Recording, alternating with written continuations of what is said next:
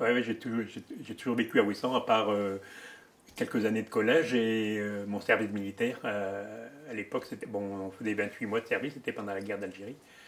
Et à part ça, bah, j'ai vécu tout le temps à Ouessant. Et je travaillais avec mon père qui était boucher du bourg de Lampol. Et après, donc, quand je suis rentré au service, ils m'ont mis comme cuisinier. Donc bon, j'avais quand même quelques notions de cuisine, mais bon, j'ai appris un peu plus. Et ça m'intéressait. Et comment dirais-je, après j'étais embarqué sur un petit bateau là, qui faisait les campagnes de pêche en Irlande. Et ça me plaisait beaucoup. Hein, tout ce. Ben, comment dirais-je, ce métier de cuisinier, ça m'a plu. Et quand je suis revenu à Ouessant, on a eu l'opportunité d'acheter l'hôtel du Front de Veur. Et là, donc, bon, ben, ça faisait 5 ans que c'était fermé. Et il a fallu tout remettre en état. La cuisine était complètement. Bon, il n'y avait plus rien, tout était rouillé. Et il a fallu tout remettre en état. Et comment dirais-je, j'ai tenu après l'hôtel du Front de Veur pendant pas loin de 40 ans. Quoi. Et donc, tu as commencé très tôt dans la restauration, finalement. Tu avais quel âge quand tu as commencé? Oh, ben, 20 ans. 20 ans. Ouais. Avant, c'était le métier de boucher que je faisais. Boucher charcutier. Avec ton père? Avec mon père, oui. Et ton père était dans le bas du bourg, là, c'est ça? Ouais, ouais. Ouais. Et ton père, quand il était boucher, il abattait aussi les bêtes? Ah oui, à l'époque, bon, on avait tout ce qu'il fallait sur l'île. Hein. Il y avait des vaches. Bon, systématiquement, il y avait des veaux. Et puis, il y avait les, les moutons. Donc, bon, c'était les agneaux qu'on tuait surtout. On en expédiait beaucoup sur le continent. Donc là, on était dans les années 1950, quelque chose comme ça? Ouais, même ouais, plus tard, hein, parce que 5 ans, ben, moi j'ai commencé avec mon père dans les années 56, 57. Après mon service militaire, j'ai pris le Front de Veur en 63. Et là, même à l'époque, au début des années 60, il y avait beaucoup de moutons sur l'île. Voilà. Et il y avait encore des vaches aussi. Alors, tu peux nous dire deux mots sur comment était l'île dans ces années 1960 bon, il y avait beaucoup d'agneaux, enfin de brebis, donc il y avait des agneaux, il y avait des vaches, il y avait quelques chevaux. L'île, il y avait pratiquement pas de friche, à part dans les pointes peut-être, comme à la pointe de Pénarland. Bon, il y a toujours eu de la bruyère, de la lande, mais à part ça, hein, toutes les prairies étaient claires et nettes. Hein, il n'y avait pas de friche. Et bon, je ne sais pas combien de brebis qu'il y avait à l'époque, mais moi je pense qu'il y avait 4000, peut-être jusqu'à 5000 hein, peut-être brebis hein, sur l'île, qui étaient lâchées bon, comme on fait maintenant en 20 pâtures en hiver, à partir de fin septembre jusqu'au début février, quand l'agnelage arrive, donc on les ramassait pour les mettre à l'abri, plus facile. Mon père avait une soixantaine de brebis. Ouais. Et des troupeaux comme ça de 60 bêtes, il y en avait plusieurs, c'était des gros troupeaux quand même. Il y avait pas mal de gens qui avaient qui avaient une vingtaine de brebis. Hein. Ouais. Il y avait pas mal de familles qui avaient au moins une vingtaine de brebis. Peut-être que c'était lui qui avait le plus, hein, je ne sais pas, mais oh, il y avait. Ah si, il y avait des gens qui avaient beaucoup de brebis. Hein. Et donc les moutons, les brebis, là on pouvait acheter de l'agneau dans la boucherie, ils les revendaient quoi. Ouais, ouais. Ah bah oui, à l'époque, tous les restaurateurs achetaient de l'agneau pour les ragoûts, les gigots, les côtes. Il n'y avait pas de problème, ça partait. Donc, on en a expédié sur le continent aussi. Mais de la viande et surtout des agneaux sur pied. Vivants qui partaient sur le continent pour les bouchers de Brest, de la région, et même jusqu'à Paris. C'était tous les mercredis, il y avait une coursive du bateau de l'Enesosa à l'époque qui était réservée pour embarquer les agneaux. Et il y avait, je ne sais pas, jusqu'à 200 agneaux dans la coursive. Parce qu'il y a les deux bouchers en expédié, hein, mon père et puis le boucher qui se trouvait en haut du bourg, en expédié sur le continent, des agneaux vivants. Et ça marchait bien. Oui, donc il y avait une exportation finalement d'agneaux sur le continent. Ah ouais, ouais, ah ouais, ben ça marchait bien. Et c'est pour ça. Donc, mais donc les agneaux qui partaient sur le continent, c'était pour la consommation du continent. Ça ne revenait pas sur l'île. La viande était vendue sur le continent après. C'est une vraie économie finalement autour du mouton. Ah ouais, ouais. Puis c'était bon. En fin de compte, c'était beaucoup les femmes qui s'occupaient de ça parce que les maris étaient dans la marine de commerce ou dans la marine d'État. Et donc, c'était les femmes qui s'occupaient de l'élevage des brebis à l'époque. Bon, les enfants donnaient un coup de main quand ils étaient un peu plus grands, mais c'était les femmes qui s'occupaient de ça. Alors, s'occuper des brebis, ça voulait dire quoi exactement pour une femme, par exemple, dans sa journée et dans l'année, quoi? Oh ben, c'était quand même du boulot. Hein. Bon, en hiver, ça allait parce que bon, les moutons étaient en liberté, mais après, en général, c'était pratiquement tous à la tâche, hein, par deux sur une corde, là, et bon, il fallait leur changer de place 2 fois par jour. Bon, c'était ça le boulot, hein, mais autrement, bon, ben, si quand il y avait l'agnelage, il fallait bon, s'occuper de mettre les agneaux à l'abri, et puis même les brebis, hein, parce que bon, ben, quand il naissait au mois de février, mars, souvent il ne fait pas très beau encore. Et donc les moutons ils sont en veine pâture pendant une période de l'année, et puis c'est les premiers mercredis de février, on les rassemble, c'est ça? Voilà, c'est ça. Comme même maintenant encore, mais bon, il y en a beaucoup, il y en a beaucoup moins, hein, il y en a plus de 10 fois moins. Hein. Quand tu étais enfant, tu voyais ça, le rassemblement de ces moutons, c'était très impressionnant. Mais les enfants allaient donner un coup de main avec les rabatteurs pour les rabattre dans les parcs pour après que les gens viennent les chercher. Et ils avaient tous une marque à l'oreille, donc chacun reconnaissait les siens. Donc il y avait de l'élevage, il y avait encore des vaches, tu dis aussi à cette époque-là? Oui. Ah ouais, dans les années 60, au début des années 60, il devait y avoir encore pas loin d'une centaine de vaches sur l'île. Ouais. Mais c'était une ou deux par famille aussi, c'était pareil, quoi. C'était pour le lait, le beurre. Mais c'était bon, c'était une habitude qu'il y avait. Bon, pendant la guerre, l'île vivait en autarcie, hein.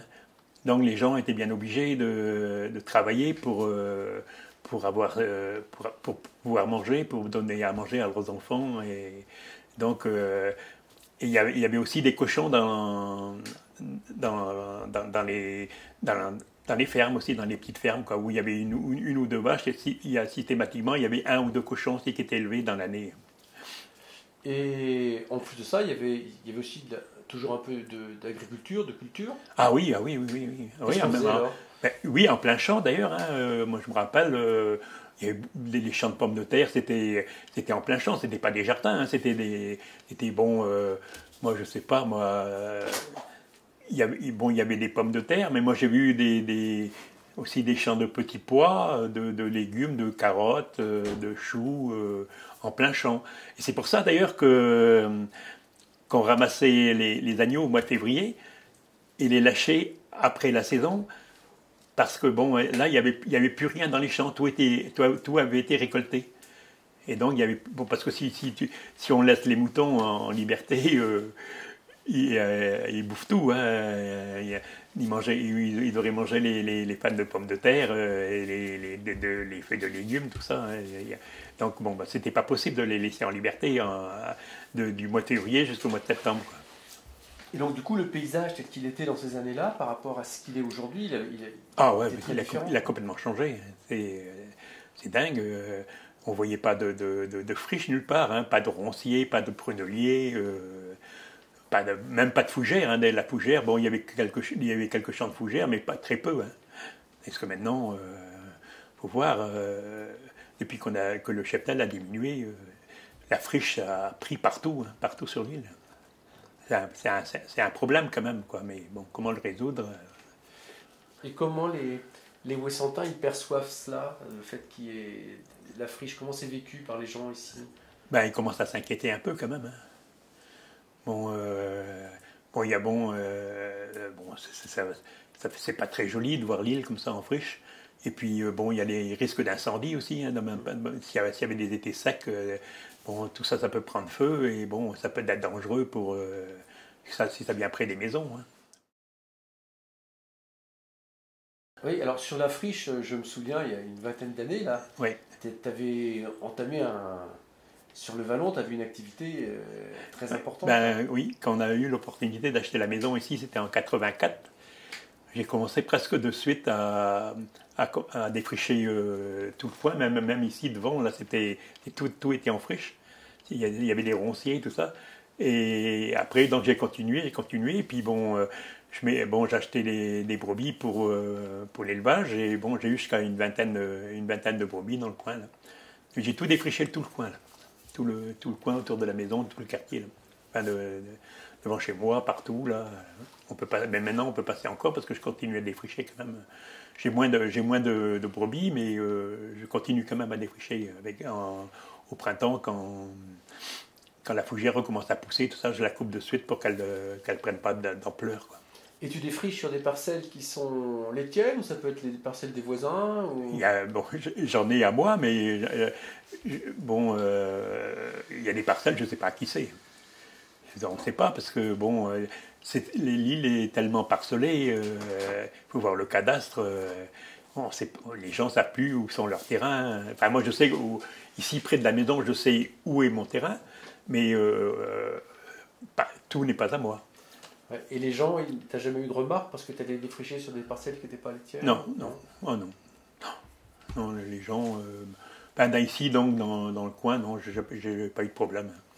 Et il y a d'autres Ouessantins qui défrichent ou qui défrichaient comme ça? Oui. Qu'est-ce qu'il en est aujourd'hui? Il y a toujours, j'ai mon copain, là, Jean-Paul Bolloré, qui défriche toujours. Bon, c'est un peu plus haut là, de chez nous. Là. Et lui, il défriche beaucoup aussi. Il défriche beaucoup aussi, mais bon, j'en connais pas beaucoup autrement. Bon, j'en connais pas d'autres. Hein. Et donc toi, tu as eu toujours cette activité, tu as toujours eu des brebis en fait. Ouais, depuis que je suis ici, hein, depuis qu'on a acheté la maison de sa grand-mère à Hélène, la grand-mère de ma femme, quand j'ai commencé à avoir un peu de terrain, à avoir un peu de prairies, à défricher partout, là, j'ai augmenté petit à petit mon cheptel. J'ai pris aussi des chèvres parce que la chèvre, c'est une... comment on appelle ça, l'outil pour défricher, une débroussailleuse qui marche 24 heures sur 24. Ils m'ont détruit complètement les ronciers qui étaient dans le coin, là, et c'est dingue, parce que bon, la chèvre, elle adore la feuille de ronce. Hein. Elle la bouffe, et puis après, le roncier disparaît. Systématiquement. Ouais, c'est un animal qui débroussaille, quoi. Ah ouais, c'était une débroussailleuse. Tu as tenu le restaurant pendant combien d'années alors? Pas loin de 40 ans. Pas loin de 40 ans, ouais. Ouais. Et comment se passait ton activité alors de restaurateur? Oui. Comment ça se passait? Donc tu étais aux cuisines aussi, si je me souviens bien. Ouais, j'étais en cuisine. Tu étais en cuisine? Oui, Hélène était à la réception ou voilà. S'occuper du service de salle, tout ça. Et moi j'étais en cuisine.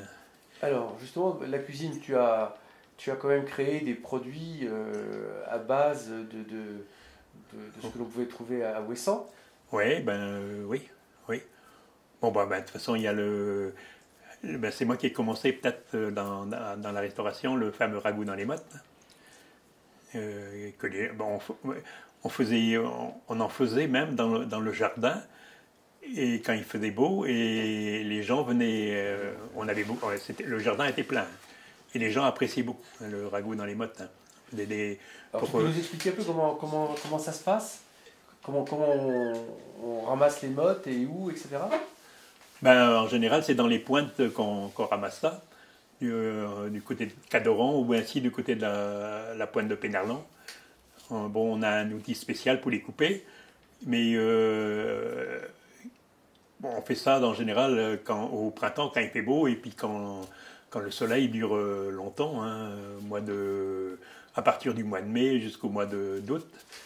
parce qu'il faut les sécher. Il faut au moins 8 à 10 jours pour sécher une motte. Hein. On les met en général sur les murets, des trucs comme ça. Et puis, une fois qu'ils sont sèches, on les ramasse. Et puis, bon, on en a pour l'hiver. Et ça, moi, j'ai appris avec un collègue à couper des mottes. Au début, c'est une chose que je ne savais pas faire. Et ça avait disparu quand même des coutumes de l'île à un moment donné. Hein. Et moi, je suis un des premiers à avoir relancé ça. Surtout le fait de faire du ragoût dans les mottes, je suis un des premiers à avoir relancé ça. Et ça a pris après de l'ampleur, les autres ont suivi. Et puis bon, maintenant, on en parle beaucoup du ragoût dans les mottes. Et donc le principe, c'est que quand tu travaillais comme ça, il faut s'y prendre tôt, parce que les mottes, il faut qu'elles soient... C'est long comme mode de cuisson, c'est ça? Oui, il faut... pour un ragoût dans les mottes, il faut 4-5 heures. Donc, pour midi, donc il faut que la marmite soit dans les mottes vers les 8 heures du matin. Peut-être un peu avant, mais 8 heures c'est bien parce que bon, tu le manges vers les midi et demi, 1 heure, ça c'est bon. Le riz, par contre, parce qu'on fait aussi du gâteau de riz cuit dans les mottes, et le riz c'est 3h30. Il ne faut pas le laisser beaucoup plus longtemps. Et le gâteau de riz, c'était aussi une tradition ancienne, ça? Oui. Ça s'est toujours fait? Oui. Ah ouais. Il y avait ça par contre, je n'ai pas relancé ça, c'est le farzolet. T'as entendu parler? Non, vas-y, ouais. C'est un phare qui est fait avec, traditionnellement comme on fait un phare, mais avec en plus, on met des pommes de terre râpées dedans et du lard. Et c'est cuit aussi dans les marmites en fonte, hein, et c'est cuit aussi dans les mottes. Et maintenant, beaucoup de gens, il y a des gens qui en font un peu, encore toujours, mais ils le cuisent dans le four de la gazinière. Mais moi, je ne suis pas trop lancé là-dessus. C'était un peu spécial, le fardolat. Et tu as travaillé aussi de poisson? Oui. Le poisson, on en avait systématiquement avec tous les... Bon, surtout quand j'ai commencé, il y avait plus de pêcheurs que maintenant. Hein. Et donc, il y avait toutes sortes de poissons, depuis le lieu, le bar, la dorate, le pironneau, c'est la petite dorate. Hein. Et bon, il y avait du crabe, de l'araignée, du dormeur. Moi, j'ai vu dans les années 60, des dormeurs immenses. C'était dingue. Qui étaient pêchés dans le nord d'Ouessant. Et il y avait un pêcheur monéné qui avait un bateau qui s'appelait la Belle Ilienne et qui me ravitaillait en crabe. Et j'avais un vivier dans la baie de l'Empole, et donc il me chargeait toujours mon vivier, et puis j'avais plus qu'à aller chercher mes crabes le matin pour le midi. Quoi. Donc à cette époque-là, quand on venait manger au From, au restaurant, on mangeait des produits d'Ouessant. Ah oui, oui. Ah ouais. Et le gigot, il y en avait pratiquement tous les jours. On faisait aussi le navarin d'agneau. Puis bon, et le samedi, donc, comme je te disais tout à l'heure, on faisait le ragoût dans les mottes. On mettait, il y avait une affiche. C'est les gens à qui c'est intéressé, venaient, réserver. Et puis on faisait pour 60, 80 personnes. Ouais. Alors ça, aujourd'hui, est-ce que c'est encore possible de faire ça? Non, je crois pas. Pas le gigot d'Ouessant, le présalé. Mais enfin, on est quand même au sujet du ragoût dans les mottes, on est quand même dans le livre des records. Il y a 2 ou 3 ans, quand il y a eu les insulaires à Ouessant, on a fait du ragoût dans les mottes pour 1200 personnes. Et là, ça n'a pas été... Moi, je ne dormais plus... quelques jours avant, j'avais un peu la responsabilité de ça avec des collègues. Et je me demandais comment on va arriver, mais ça s'est très bien passé. Et tous les gens de Belle-Île, de toutes les îles, là, ont apprécié. Il faisait beau, et ça a été servi sur le port de l'Empole, c'était impeccable, super. Mais on a commencé à 4h du matin à mettre les marmites dans les boîtes. En dehors du ragoût, tu fais aussi la terrine de Congue. Ah oui, c'est moi qui ai lancé ça. Et le crabe farci. Le crabe farci. Ouais. Alors c'est quoi la terrine de Congres? Ben, la terrine de Congres, c'est fait avec bien sûr avec du concre. Donc on cuit le concre, on garde les chairs, et après donc on mélange ça avec de la crème fraîche, des œufs, en épices on met du cumin, et donc on mélange le tout et on cuit ça, on met ça dans les terrines, on le cuit comme ça. Mon fils continue à en faire de la terrine de Congres. Alors il fait ça pour les gens qui aiment manger au restaurant, quoi. Oui, Oui, ça fait oui. partie d'un menu. Mhm. Et tu as toutes les terrines que tu faisais aussi, tu te rappelles pas, elles avaient un succès. Hein? Tous les terrines que tu faisais. Ah oui. La dernière. La terrine, je faisais la terrine de Chevreau, la terrine de Bernic, Ouais.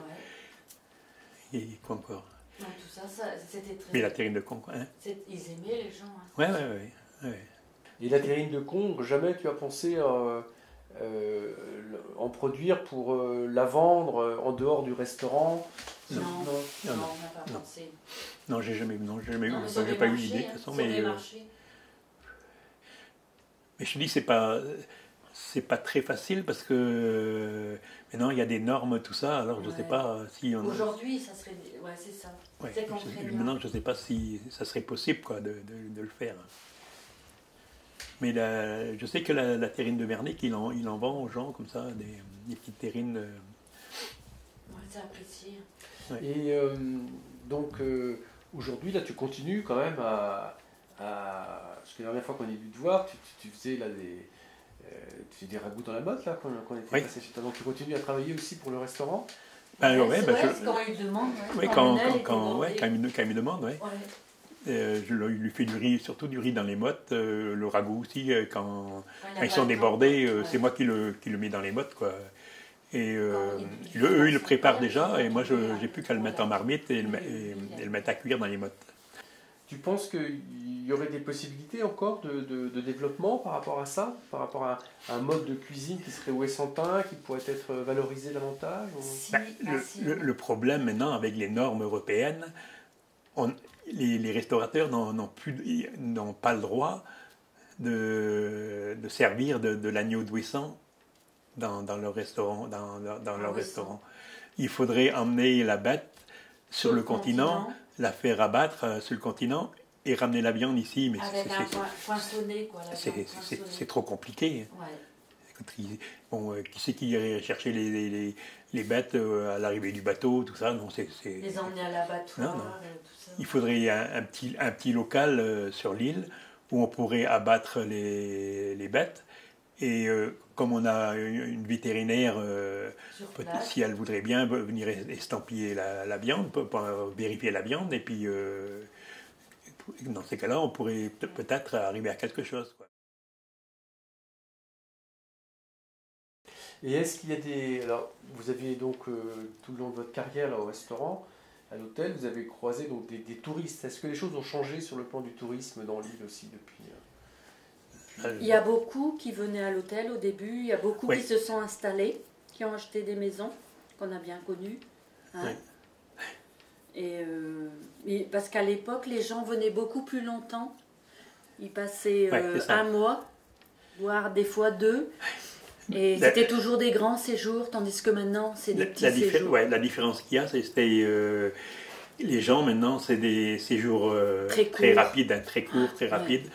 Et de notre temps, nous, il y a plus de la moitié de l'hôtel, même les 3/4 de l'hôtel étaient... En pension complète. Juillet et août, c'était en pension complète. Ouais. Et il restait 3 semaines, 1 mois. Ouais. Même des gens qui restaient tout l'été, 2 mois. Ouais. On avait des clients qui restaient 2 mois. Et c'est ça la grosse différence, quoi. Maintenant, c'est à peine 3-4 jours. Les gens qui restent une semaine, c'est rare. Il y en a, hein, il y a quelques-uns, mais bon, on peut les compter sur les doigts de la main. Et est-ce que le fait qu'il y ait beaucoup de personnes qui font des gîtes à la maison... Oui, ça aussi, ça fait du mal. Ça fait du mal à la restauration, à l'hôtel. Pas la restauration. L'hôtel, oui. Au début, si, on sentait. Mais... bon, il y a quand même... actuellement, il n'y a plus que 2 hôtels, 3 hôtels ouverts. il y a deux qui sont fermés. Il y a un qui est fermé depuis plusieurs années maintenant déjà aussi. Hein. Donc, s'il n'y avait pas les gîtes... ouais, ça serait un problème. Ça serait un problème, heureusement, parce que les gens ne pourraient pas rester sur l'île non plus. Ah, maintenant, je ne sais pas si dans les gîtes, les gens restent plus longtemps. Je sais pas. Ça, je ne sais pas. Je sais pas comment ils fonctionnent. Mais je ne crois pas qu'il reste, parce que je vois le voisin, là, il fait... beaucoup une nuit, lui. Oui, il fait des gîtes, mais je ne crois pas que les gens restent longtemps. On voit les gens passer, revenir. C'est différent tout le temps. Revenir. Et alors, il y a un autre point qu'on n'a pas discuté, là, c'est la chasse. Il y a des chasseurs, on a vu tout à l'heure. On a entendu. Ouais. Donc, il y a toujours eu de la chasse à Ouessant? Oui. Oui. Et donc, comment ça se passe? C'était tes chasseurs, toi, Jo? C'est moi qui ai lancé la société de chasse. Ben, voilà. Mais quand on a lancé la société de chasse, c'était pour réserver la chasse aux Ouessantins. Et on a eu tout l'effet contraire. Parce que il n'y avait pratiquement pas de lapins sur l'île. C'était donc, c'était en 75. Il n'y avait pas de lapins sur l'île et on a été en chercher sur les îles à côté. On a été à Keller, on a été ici à côté, à Bannac, et à Benigat, l'île qui est la plus proche du Conquet, c'est ça. Donc on a relâché à peu près 120 lapins sur l'île, qu'on a mis un peu dans tous les coins de l'île. Puis bon, on a laissé comme ça, puis on s'est pas rendu compte. Au début, on limitait le nombre de lapins par chasseur. Mais on a été débordés. Donc c'était en 75 et en 79, il y avait tellement de lapins qu'on a été obligé d'ouvrir la chasse en plein été pour limiter la propagation. Mais, bon, on était complètement débordés. Hein. Les chasseurs, là, ils venaient, là, ils tuaient 80 lapins par jour. Hein. Mais... 80 lapins par jour. Il y avait un peu moins de friches que maintenant, quand même. Donc, il y a moins. Et ils pouvaient chasser plus facilement. Et les chiens avaient moins de mal à rentrer dans les taillis, tout ça. Donc, ils tuaient beaucoup plus de lapins, quoi. Mais après, donc, il y a eu... comme sur le continent, il y a la maladie. Je ne sais pas comment elle s'est propagée sur l'île, mais enfin, c'est peut-être quelqu'un qui l'a envoyé. Et j'avais lu que, justement, à un moment donné, finalement, les chasseurs, ça devenait aussi presque, c'était économiquement intéressant parce qu'ils venaient justement à l'hôtel, au restaurant. Ah oui, Ils venaient pour chasser, quoi. Oui, au début, oui. Ah, au début, c'était intéressant. Ça faisait une deuxième saison. Mais ça n'existe plus maintenant. Ouais. Au début, c'était intéressant. Ouais. L'hôtel en plein hiver était plein de chasseurs. Ouais. Et il y a un point qu'on n'a pas parlé, comme il évoquait, c'est les naufrages. Les naufrages. Ouais. Le rail, les bateaux sont obligés de passer beaucoup plus au large d'Ouessant maintenant. Ouais, donc, depuis quelques années, il n'y a plus de problème. Il y a eu des périodes plus fastes. Ah ouais. En 76. On a connu... l'Olympique Braverie. Ouais, il y a eu le sûrement. Truc, comment ça s'est passé? Raconte-nous, Jo, l'Olympique Braverie. C'était toi le chef des pirates. Raconte-nous un peu. Allez, t'as plein de choses à dire. L'Olympique Braverie, donc il a coulé le 24 ou le 26 janvier 1977. Les Grecs ont abandonné le bateau une semaine après. Et nous, on est parti le visiter, quoi. Puis on a pris goût et on a débarqué pas mal de choses. Tout ce qu'on a pu, d'ailleurs. Et puis arrivé un moment, l'hiver après, le bateau s'est cassé complètement et il a disparu sous les flots, quoi. Mais il y a eu un autre naufrage dans la baie de Nampol, le Petersif aussi, avec des ballons de vêtements qu'il y avait à bord. Ça a été aussi assez... rigolo. Et puis autrement, il y a les conteneurs perdus par les bateaux au large. À un moment donné, il y avait une palanquée. Il y avait toutes sortes de choses qui venaient à la côte, depuis les godasses jusqu'au rictou, des attachés de casque, des bidonvilles. Des mini-caisses, je ne sais pas comment on appelle ça. Et aussi, tu sais, pour mettre sous les genoux quand on travaille au jardin. Ah, puis du bois en quantité industrielle. Du bois qui était dingue. Du bois, j'en ai encore de... C'était du bois super, hein, c'était du bois rouge, vachement... costaud. Vachement solide. Mais là, en hiver, ça nous donnait beaucoup de boulot. Et donc, il y a du mobilier qui est resté, tout ça où vous avez on a des fauteuils, de l'Olympique, on a des fauteuils. Qu'est-ce qu'il y avait? Bon, non, il ne reste plus grand-chose. Toi, tu as conservé le fauteuil et une chaise. Et une chaise. De la vaisselle aussi un peu? Pas beaucoup. Non. Pas beaucoup. De la vaisselle? Oui, la vaisselle, j'en ai eu, mais on a. En fin de compte, tout le monde en voulait, donc on en a distribué pour en souvenir à tout le monde.